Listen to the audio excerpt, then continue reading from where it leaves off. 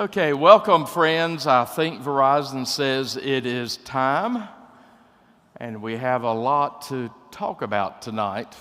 And depending upon your knowledge of the mother church of Methodism, Anglicanism, you may feel like you're trying to take a sip of water out of a fire hose with the information that we'll try to impart to you. But throughout this week, whether it's Holy Communion, infant baptism, purgatory, I hope that it sent you to Google. Don't believe everything you read on the internet, but you can find some good stuff there. I hope that I've whetted your appetite enough that you will continue to study. One of my goals, and several of you have heard this, one of my goals for my ministry and my mission in life is to help Christians know as much and be as passionate about their faith as like a devout football fan is devout about football. You know, I want you to know as much about Christianity as somebody knows about football or baseball or basketball. I want you to be able to reel off the numbers. I want you to be able to sing the hymns from memory, just like you sing Neil Diamond and Elton John and all those people from memory. So I really do appreciate it when you give us some time in study. We're going to start again tonight by receiving our offering. Captain Dan Smoke told me we're at $1,038 is what we in the adult section have collected for our water project for children in Honduras. We're doing this in conjunction with the children in VBS. For every $5 we collect, that provides a year's worth of clean water for a child in Honduras. So if you ushers go ahead and take your money and take their money or your money, wherever you can find it. And I will ramble for just a few moments while you're receiving that. I think we're going to be able to bless. It's through World Vision. I think we'll be able to bless them with the offerings that we're receiving.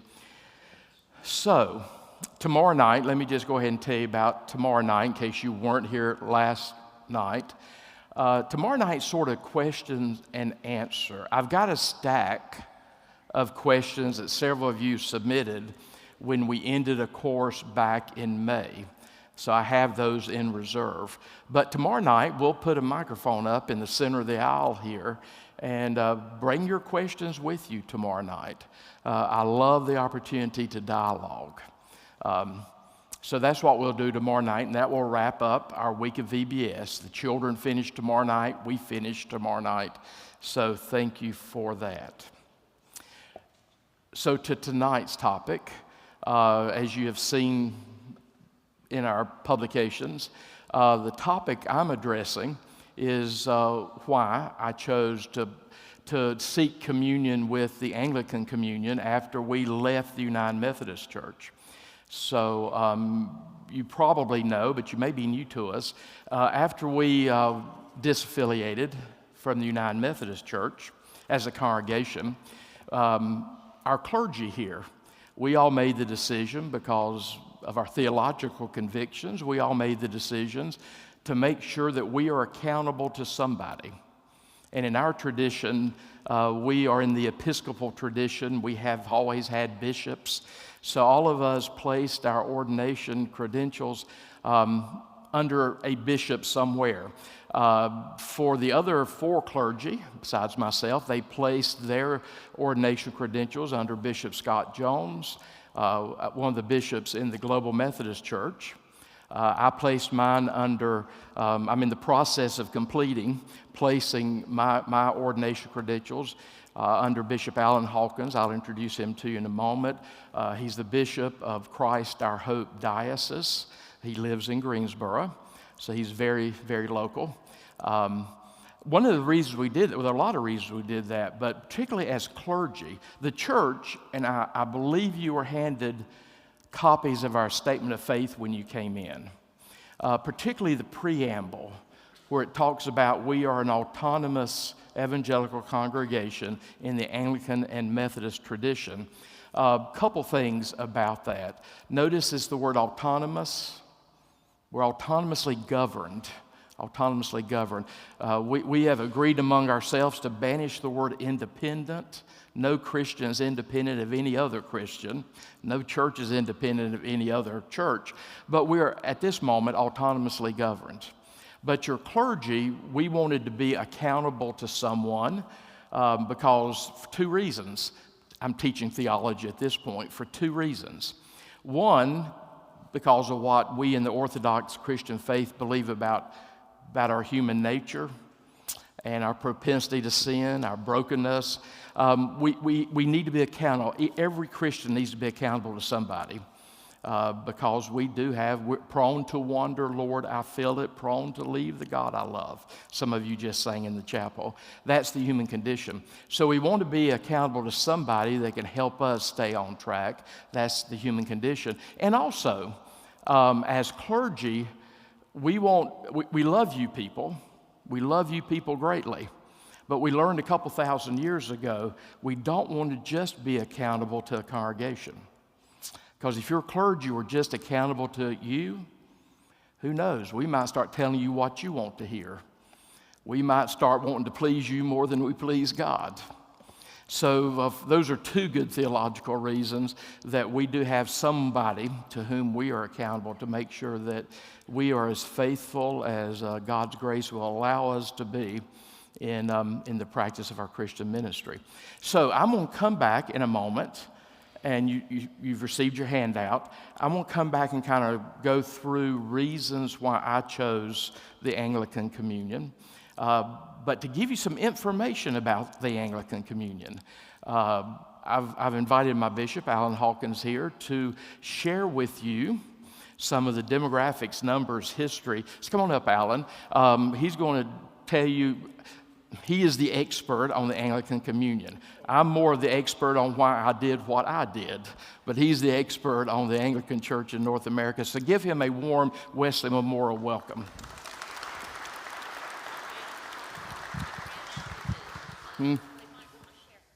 Yeah, we ran out of the statements of faith. So, it's on our website.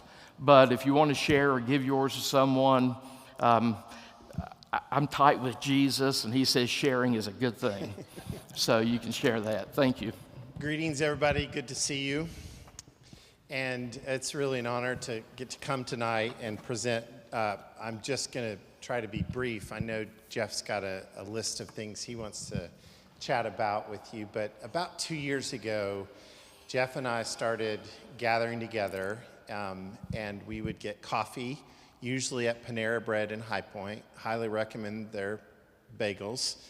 And we would just talk about ministry, and especially as Jeff and this church were discerning their future. And so our initial conversation was, let's just be friends in the gospel and encourage each other and pray for each other. And over time, it became clear that Jeff's interest in things Anglican was really great, and that's awesome for bishops in the Anglican world to hear about. And so we embarked on the idea of him, after the disaffiliation, being brought into the full life of the Anglican Church. And one of the ways that we did this is he was actually ordained first as a deacon and then this fall as a presbyter in the Anglican Church of Rwanda. And I'll explain that why in just a second. But this relationship has really flourished with the idea of, as Christians, we find, even though the signs on the doors may say different things, if we strive to remain faithful to Jesus, doesn't matter what the sign on the door says, we actually have a lot more in common than we think. And that solidified this partnership. So as Jeff speaks about me being the expert, I want to lower the bar on that so as not to disappoint you. But I've served in the Anglican Church in North America, the denomination, on their staff for 12 years. And now I'm transitioning into the role of a bishop. So I know a couple of things enough to be dangerous. Let me talk briefly about how the Anglican Church came into creation. Many of us came from a former denomination, the Episcopal Church, and I'm not wanting to throw stones on any denominations, But what we watched over decades was a crisis of leadership and faith. And when you forget from where you've come, the faithfulness of Jesus, the rootedness of the tradition, as Jude 3 says, that we are to contend for the faith once delivered. When you forget that, you become like a boat tossed in the sea. And a number of us had made decisions that we could no longer, in faithfulness to Jesus, stay in that tradition, that family. At the same time, we cried out to international Anglican leaders, and they said to us, if you want to remain as faithful witnesses of the gospel and in this family, then we'd love for you to be a part of what we're doing. And they created the Anglican Church in North America. So in many ways, a crisis of leadership and faith led to a new opportunity for mission. And that started the Anglican Church in North America. It was founded in 2009 with several hundred churches. And many of them were also leaving the former denomination. But one of the things that the international bishops and archbishops, and these are people who lead millions of Anglicans. The Archbishop of Nigeria, on Sunday, there's 25 million Anglicans in church in Nigeria. They said to us, we want you to be faithful, but we also want you to be fruitful. We want you to plant new churches and reach new people with the gospel. And so in, I think, 15 years, starting with several hundred churches, the Anglican Church in North America is about 1,000 congregations now in Cuba, Mexico, Canada, and here in the U.S. We do have a couple of churches in Hawaii, and I actually had to visit there for ministry purposes, right? So it's been amazing to watch the growth and the trajectory of the Anglican Church. But also, we've seen many people who are not part of this family or this tradition come into the life of this church. Angela Kay and I, my wife, we planted a church in Greensboro called Church of the Redeemer, and I would estimate 90% of the 500-600 adults and kids attending do not have a previous connection in the former denomination. Because we see the goal is not just making sure what we believe is right, but it's also seeing new people come to know, love, and worship the Lord Jesus. So that's a very brief timeline of the Anglican Church in North America. There's one major body and two works. The major body in the Anglican world is what we call the Worldwide Anglican Communion.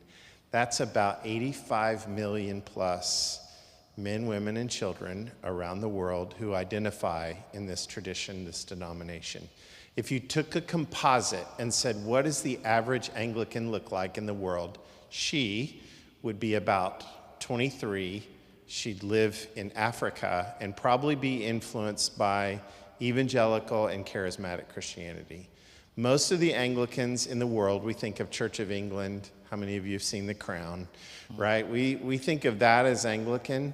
Most of the Anglicans in the world live in Africa, South America, and Southeast Asia. It is a global body from every tribe, tongue, people, and nation. So 90 million people say Anglicans around the world. There are two movements that you'll hear about. One is GAFCON. That is the group of Anglicans who are saying where there's a crisis of leadership and faith, where a denomination or a branch of Anglicanism has turned its back on the faith once delivered, we'll plant new churches and we'll start new structures. Because the gospel is so important that we make sure everyone has an opportunity to hear about it. So that's GAFCON. Anglicans are notorious for acronyms, so I apologize for that. It means the Global Anglican Future Conference. In other words, it's the group of leaders from around the world who are saying the gospel is for every man, woman, and child on the earth. Let's get after the gospel. There's a second group called GSFA. Again, apologies for the acronyms.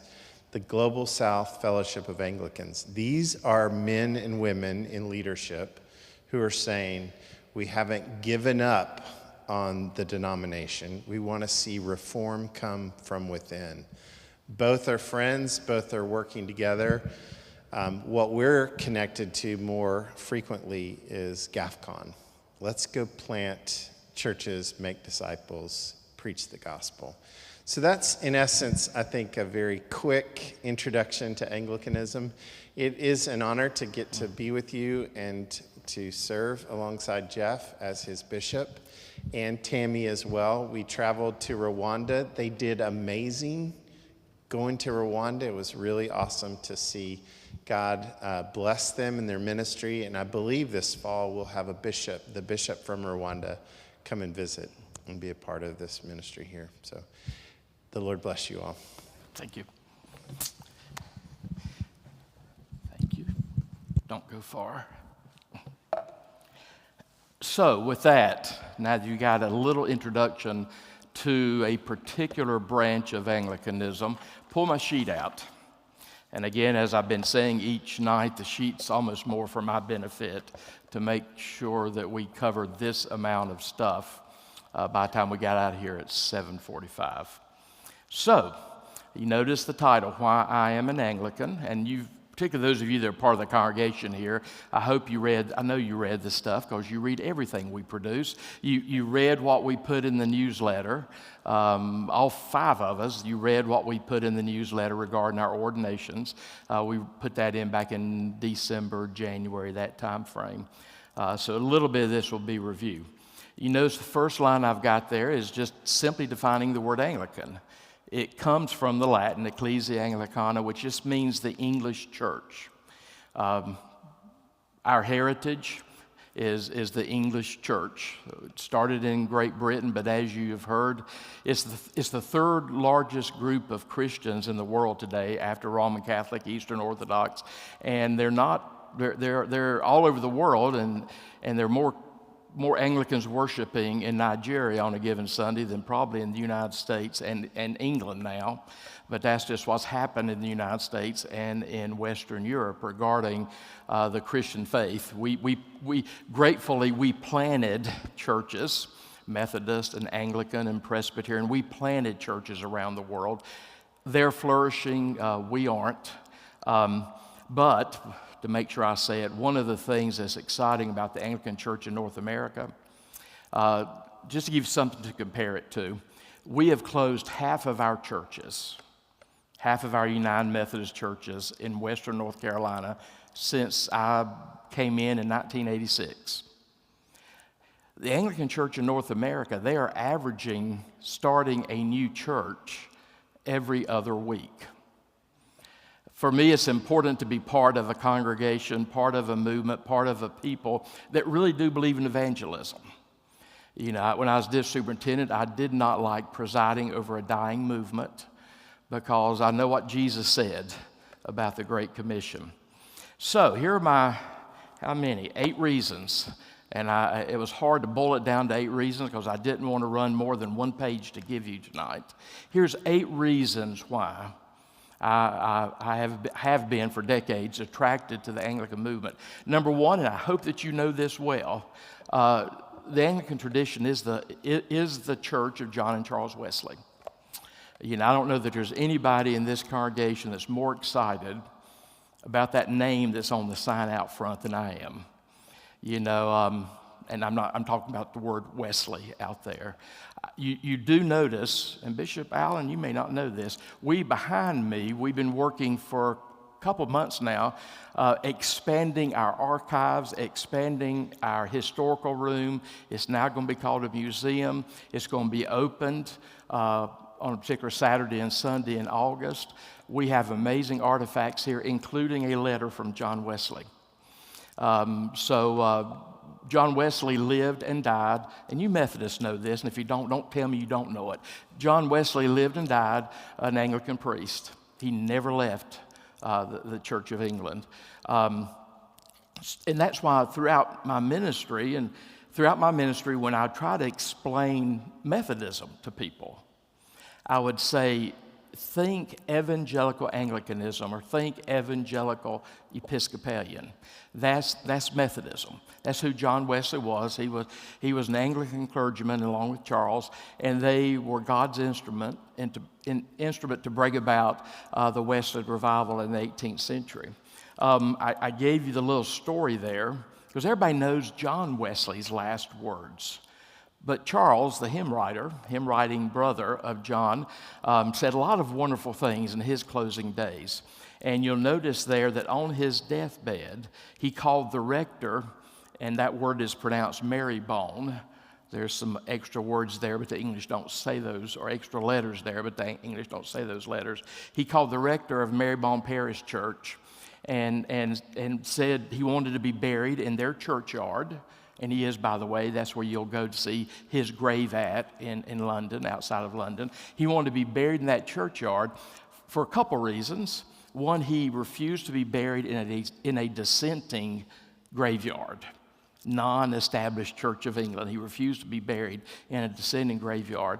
And you see his quotation there, "Sir, whatever the world may say of me, I have lived and I die a member of the Church of England. I pray you to bury me in your churchyard." And that's where you'll find his grave at today. So both John and Charles, they lived and they died Anglican clergy. I've never been able to document it. We're going to talk about Book of Common Prayer in a few minutes. I've never been able to document it, but I've heard since I entered the ministry that John was buried with his prayer book, which would be the 1662 Book of Common Prayer. But it is the tradition that they loved deeply. But beyond that, notice that I've given you a list there. Now, some of these names might not mean anything to you, but these are some of my spiritual fathers.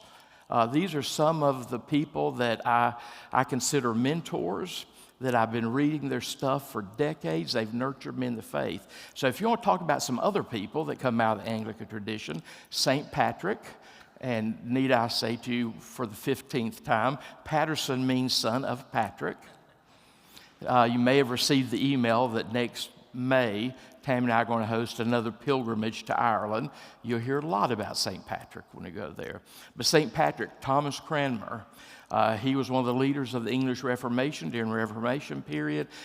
He was instrumental in the production of the first Book of Common Prayer. Nicholas Ridley, Hugh Lattimore, they, along with Cranmer, became martyrs during the Protestant Reformation as England was being led away from Rome, and they were being led into the Protestant Reformation. Richard Hooker is probably noted as the greatest single theologian of Anglicanism. He helped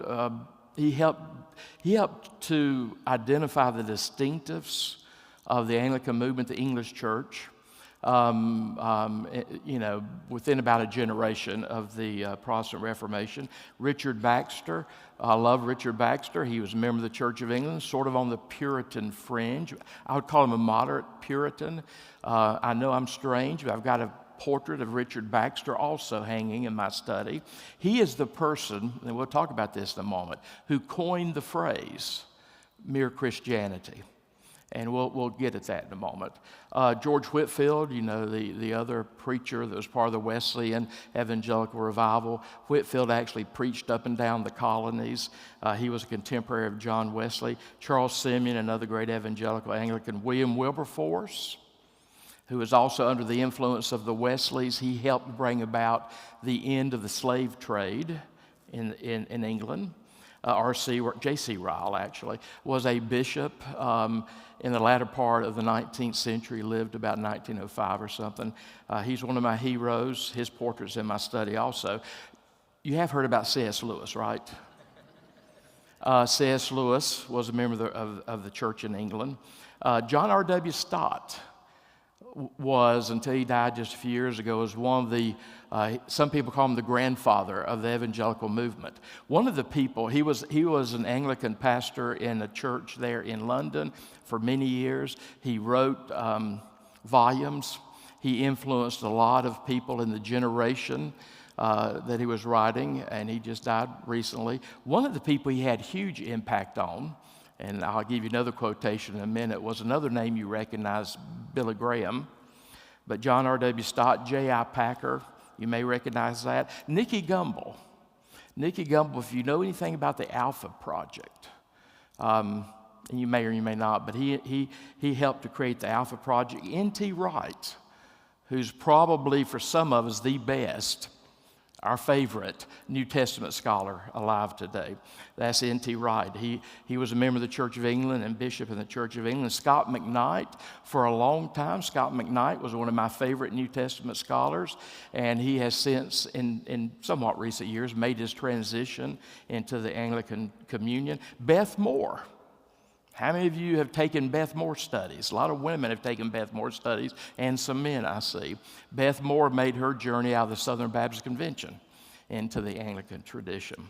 But I also gave you something there that's not as widely known as it should be. The last part of number 1, Billy Graham told reporter Kenneth Woodward that if he had it to do over again, he would be an evangelical Anglican. And we know that because the definitive biography of Billy Graham is written by a scholar named Grant Wacker, and he records that in there. But Kenneth Woodward also said that Billy Graham told him that. Billy Graham told him that late in his life after he had lived a lot of life. So, Church of John and Charles Wesley and others that I find very, very influential. Number 2 is rooted in history. Very rooted in history. Gerald McDermott, who's another one of my favorite contemporary scholars, and he's also a member of this same diocese, Christ Our Hope. He has written some amazing books on Anglicanism. You see them referenced for you there in the bibliography. One that he just wrote has just been out for the last several months, Deep Anglicanism, which is a great introduction. But he also edited a collection of essays entitled the collection, The Future of Orthodox Anglicanism. But just a quote here from Gerald McDermott. I argue that Anglicanism was a distinctive way of living in the triune God for more than a millennium before the Reformation. And I'll tell you why this is important in a moment. Its distinctiveness can be seen in its spirituality, liturgy, sacraments, and theological method. You know, if I go out on the street and say, what do you know about Anglicanism? Particularly people outside the tradition, they're going to say, oh, it has something to do with Henry VIII needing a divorce. And it does have something to do with that. That was the spark. Henry VIII wanted to marry someone that would give him a male heir, and it was not Catherine of Aragon. He wanted to marry Anne Boleyn, and the Pope would not grant him an annulment. So that was the spark that led the English church out of the fold of Roman Catholicism. Now, I do believe that the Anglican Church, that Anglican Church, the Anglican Christianity was there in England. There was an English church long before Henry VIII. It was during the period of Henry VIII, when the Protestant Reformation was going on, that Reformed Protestant theology came to England and heavily influenced the church in England during that period. It was influential in the Book of Common Prayer. Thomas Cranmer and others saw that it influenced the church. But the English Christian community predated, obviously, the Reformation. There has been a Christian presence in England since the first century. There has been, the Pope sent Augustine of Canterbury to Canterbury in like the year 597. But particularly in the 7th and 8th and 9th centuries, the church was flourishing in Ireland and in Scotland. And you may remember, I don't know how your high school education was, but you may remember that Scotland and Ireland were not part of the Roman Empire. They were separate from the Roman Empire. England up to Hadrian's Wall was under Roman control, but Scotland and England wasn't. So in some ways, Christianity developed in Scotland and Ireland wasn't. So in some ways, the church developed there a little separated from Roman Catholic influence or Roman influence. So there have been English people finding their unique way of being Christian long before the Reformation. So that's why I say it's rooted in history. Number three, you may hear this phrase about the Anglican Communion. This is one of the things that excited John Wesley about his church. We love to use Latin words in the Christian tradition. So the Via Media, the middle way. If you know classical Latin is via, but in church Latin is via. Via Media, the middle way.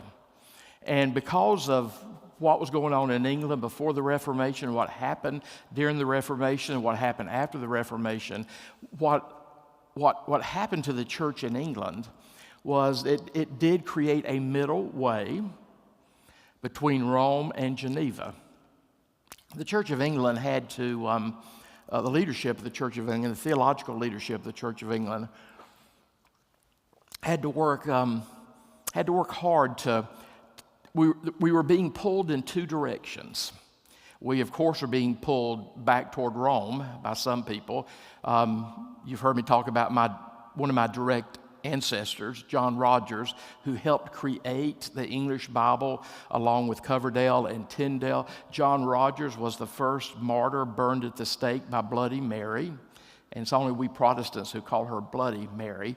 But when she came to rule after Edward VI, she tried to pull England back to the Roman Catholic Church, and that did not end well for my ancestor and a lot of other people. She burned about 250 Protestants at the stake during her rather brief reign. But then after her reign, here comes Queen Elizabeth. Elizabeth did an amazing job of trying to pull the church together.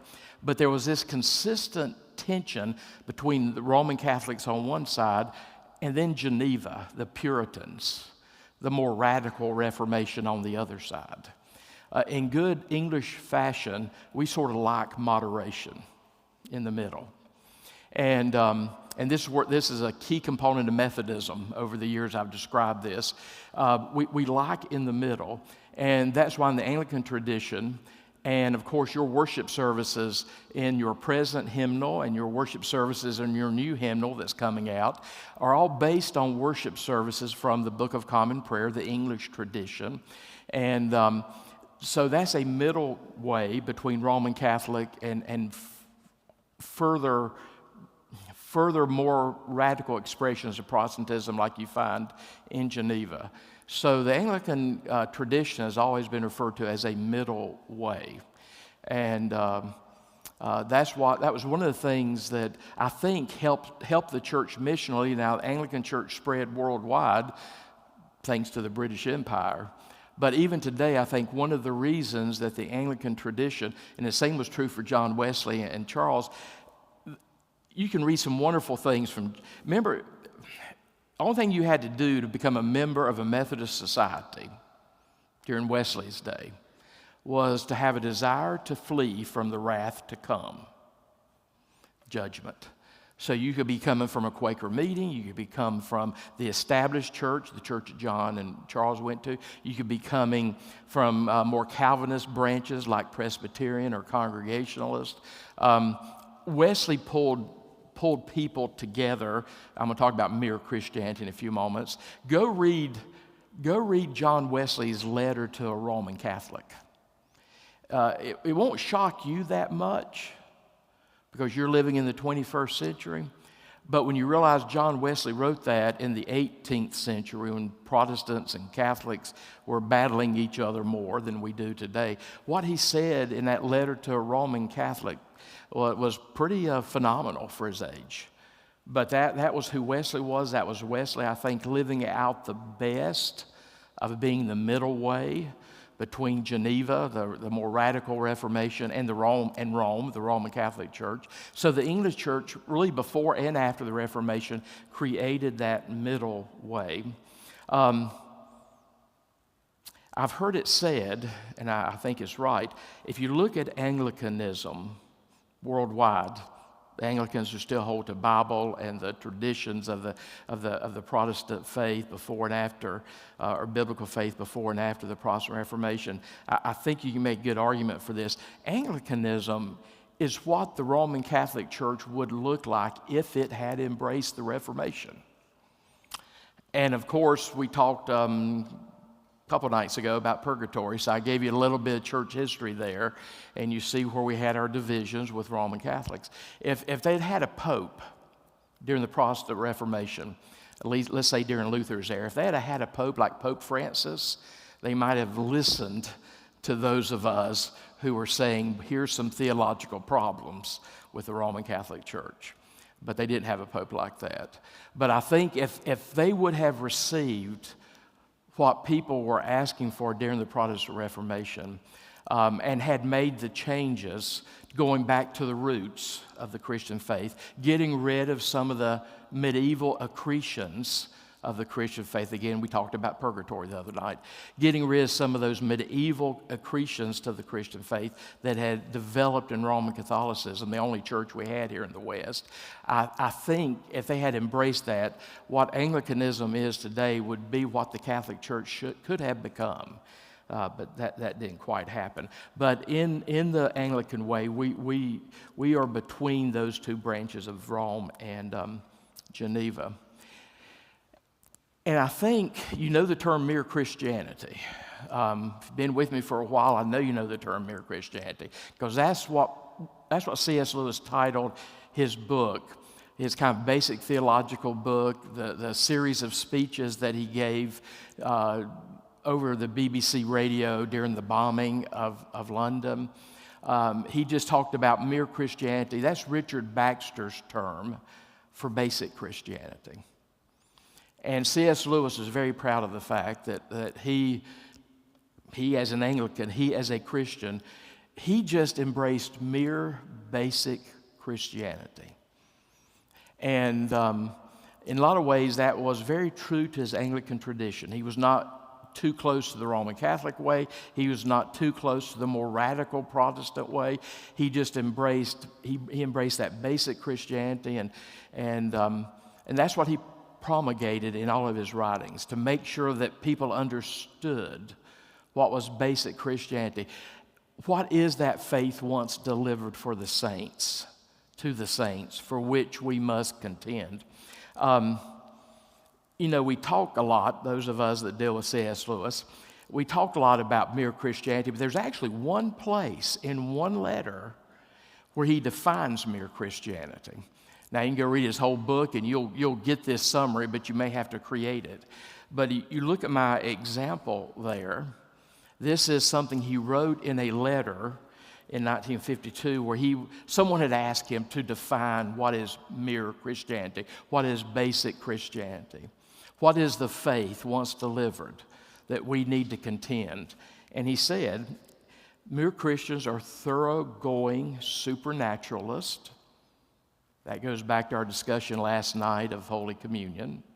And again, the Anglican view of Holy Communion is the Methodist view of Holy Communion. The Anglican view of baptism is the Methodist view of baptism. And they're both based on the fact, somewhat, that basic Christians are thoroughgoing supernaturalists. I don't know how you do Christianity without a deep, profound belief in the world of the Spirit, and with some deep conviction that there's a real supernatural element that is closely connected to the natural element of this world. But anyway, mere Christians are thoroughgoing supernaturalists who believe in creation, the fall, the incarnation, the resurrection, the second coming, the four last things. That's a classical term. I defined them for you there: death, judgment, heaven, and hell. This unites them not only with one another, but with the Christian religion as understood everywhere, always, by all. And he is quoting a Latin phrase there at the end that through the centuries came to identify what orthodox Christianity was. It's that which is understood everywhere, always, by all. Alan was talking about the journey that created the ACNA 15 years ago. Is very much the same journey that has led to 7,000 churches leaving the United Methodist Church. Half of them have joined the GMC, the Global Methodist. That's been the trajectory and the journey in mainline American Christianity for several decades now. And what has led to the divisions are those of us who seek to hold Seek to hold tightly to that faith once delivered by the apostles to the saints, for which we must contend. There's some lines in the sand that we cannot cross. And whether it was the people who pulled out mainline Presbyterianism, or people who pulled out of the mainline Episcopal Church, or people who pulled out of the mainline United Methodist Church, or people who pulled out of the mainline Lutheran Church, and all this has been happening for 20 or 30 years, there's a lot of similarities between us over the reasons that we had to step outside of those traditions. And a lot of it had to do with how we defined mere basic Christianity and how we defined orthodoxy. Orthodoxy is being that which is understood everywhere, always, by all. The consensus views of the Christian church around the world. So Anglicanism, like Methodism, is mere Christianity. If you're looking for, radical distinctives, they may be a little hard to find. The radical distinctives in Anglicanism maybe has more to do with theological method, maybe has more to do with worship than theology. And we'll say a little more about that when we get to the third 9 articles. Another great reason, I'm like John Wesley when it comes to the Book of Common Prayer. The Book of Common Prayer is what developed worship among English-speaking people. What you know is a wedding ceremony. Dearly beloved, we're gathered here today in the sight of God, etc. Comes out of the Book of Common Prayer, 1549. And when the Book of Common Prayer was translated or created, they were translating some of the worship from the Roman Catholic tradition, because at that point, just like till the 1960s, their worship was in Latin. And a big part of the Protestant Reformation was the conviction that the people need to have the Bible in their native language, and the people need to be able to worship in their native language. And out of that came the translations of the English Bible translations. There were several before King James, but the English translations of the Bible. And out of that came the Book of Common Prayer to allow us to worship in our native tongue. And that was novel in the middle of the 1500s. Worshiping in the native tongue, and highly controversial in the Christian church. The Book of Common Prayer, and I put John Wesley's quotation there. I've used it before. John Wesley said, under number 5, I believe there's no liturgy in the world. And I know I've told you several times, if you've been with me in teaching sessions, liturgy doesn't mean formal worship. Liturgy at its core just means work of the people. Whatever it is you do in worship, that's your liturgy. If you are traditional Quakers and you just show up and sit in silence till the Spirit moves someone to speak, that's their liturgy. So liturgy is just the work of the people, particularly in regards to worship. So John Wesley said, I believe there is no liturgy in the world, either in ancient or modern language, which breathes more of a solid, scriptural, rational piety than the common prayer of the Church of England. One of the first things he did for us Americans, when we could not be part of the Church of England anymore, that was not easy to do after the Revolutionary War, and we were kind of cut adrift here in the United States, he sent us his edited version of the Book of Common Prayer to help us worship. And I do believe he was buried with his prayer book. But the Book of Common Prayer, and it's not just through the Anglican world, the Methodist world, even people who don't know the Book of Common Prayer, beyond the Anglican Methodist world, their worship is still based on what we find in the Book of Common Prayer. The way they do communion, the way they do weddings, the way they do funerals. But the Book of Common Prayer is, if you look at it, and I know several of you have copies of the Book of Common Prayer. There have been several editions, 1549, 1552, and they continue. In England, the 1662, it is still the official Book of Common Prayer. There was one produced in America. Well, there was one produced in 1792. A lot of Americans knew the 1928 Book of Common Prayer. Then one was produced. These are all kind of edited versions trying to help the Book of Common Prayer stay in the language of the people. 1979, the Anglican Church in North America just produced their version of the Book of Common Prayer in 2019. I commend the Book of Common Prayer to you. If you look at the Book of Common Prayer and use it in your personal worship, like we use it in our corporate worship, about 80 to 85% of the Book of Common Prayer is Scripture. It's using Scripture to create worship, using Scripture to form worship. Because, we say we want to contend for the faith once delivered by the apostles to the saints. We want to contend for that. Well, your next question should be, how do we contend for that? Well, we need to make sure that the Bible is, and this is an understatement, central to what we believe, what we think, how we worship. And that's why even in the worship in the Book of Common Prayer that influences our worship style, particularly what you see in here at 11 o'clock on Sunday mornings, what worship is via the Book of Common Prayer in our tradition, it is an enactment of the gospel. That's why you notice when you come to worship here, chapel or 11 o'clock, there's a prayer of confession. We see our need. And then we hear the good news from God. We hear from God. We hear about the gospel. And then we respond by continuing to think about the gospel through the creed and however we respond to the preached word.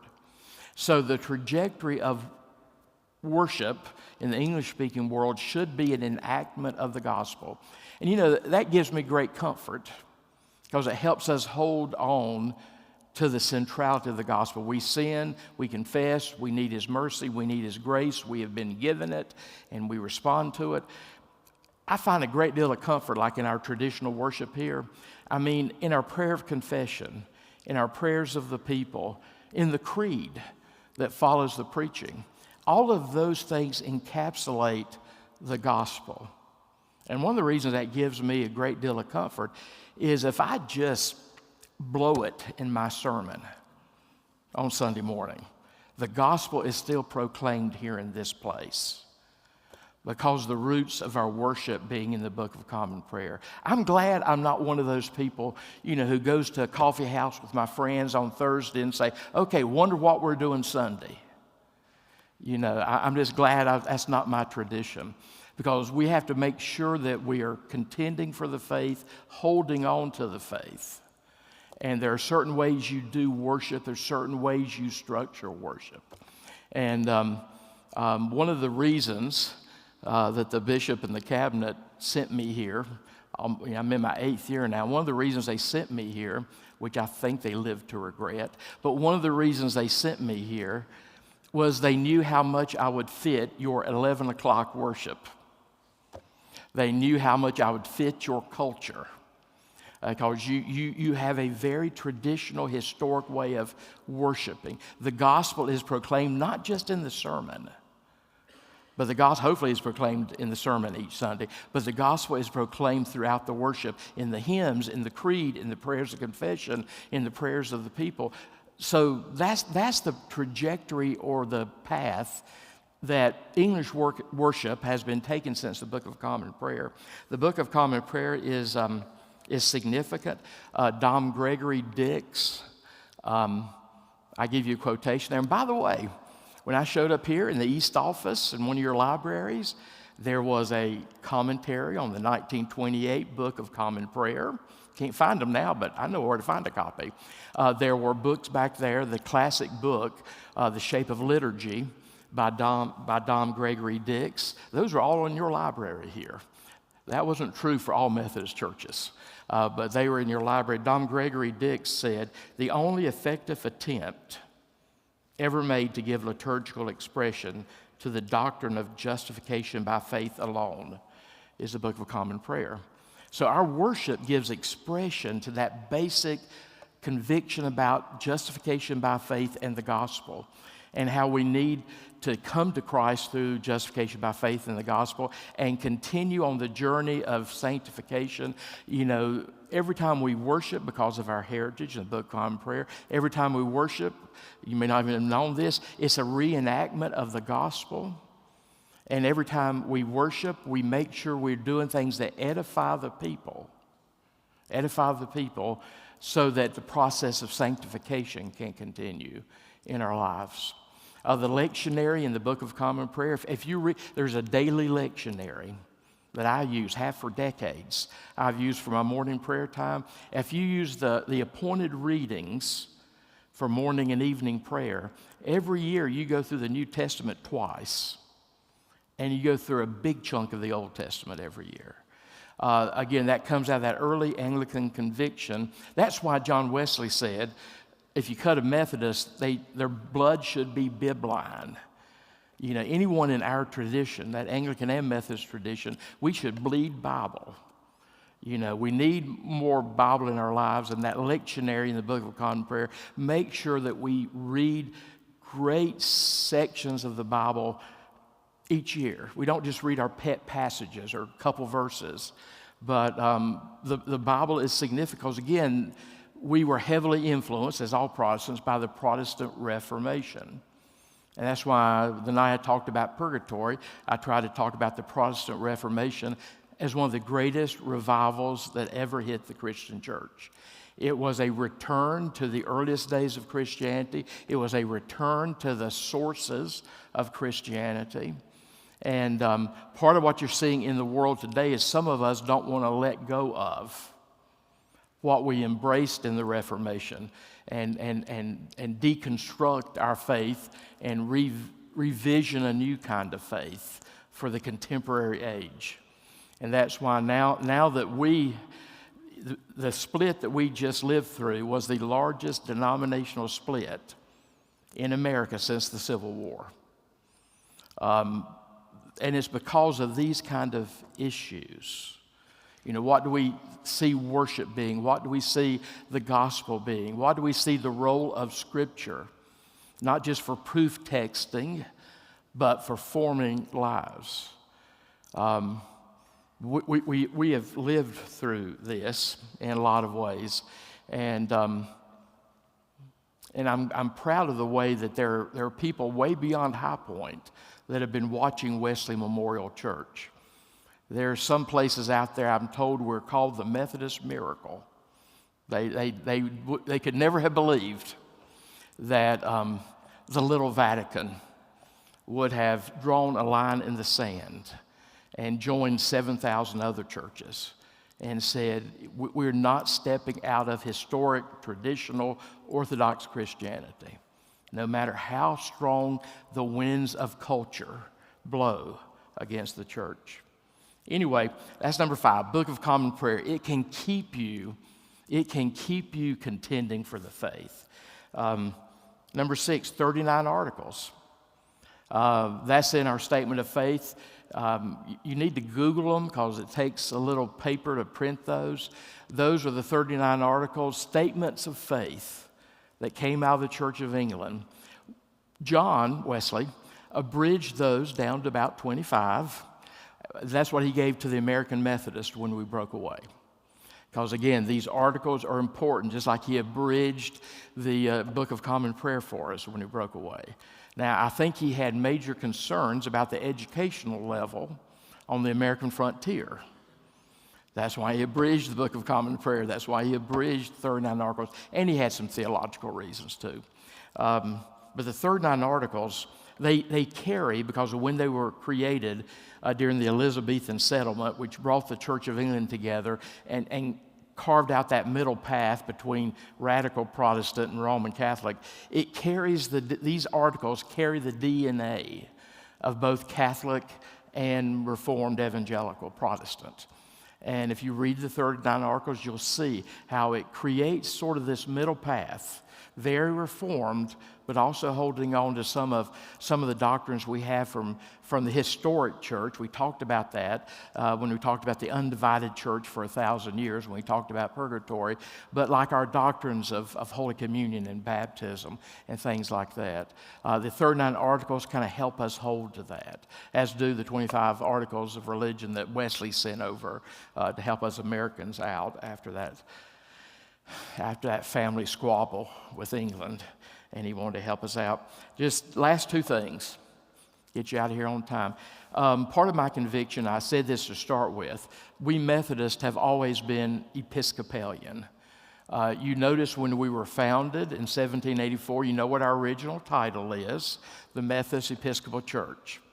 And then in the 1840s, and we still have a sign back here that says this in our museum, we became the Methodist Episcopal Church South. Episcopal just means the church is governed by episkopoi. That's a Bible word. The church is governed by bishops. And until the Protestant Reformation, we never thought of any other way to govern Christian churches and Christian communions other than via bishops. And that's why Methodists have bishops, Moravians have bishops, Lutherans have bishops.